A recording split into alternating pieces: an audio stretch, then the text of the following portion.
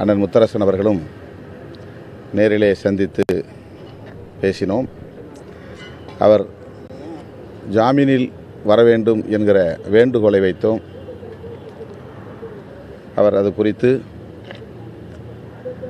எந்த பதிலும் எங்களுக்கு சொல்லவில்லை. அடுத்த வாய்தா ஜூன் 2ஆம் தேதி இருக்கிறது. வழக்கை நான் எதிர்கொள்ள தயாராக இருக்கிறேன் என்று பதிலளித்தார். ஒரு தோழமை அடிப்படையிலான சந்திப்பு இது. மற்றபடி இதில் எந்த அரசியலும் இல்லை. நீண்ட நாள் கழித்து இந்த சந்திப்பான நட்பு ரீதியான சந்திப்பு அது மட்டும் பேசுறீங்களா? தமிழகத்தில் இருக்கக்கூடிய இந்த அரசியல் சூழ்நிலை விவாதிக்கப்பட்டதா?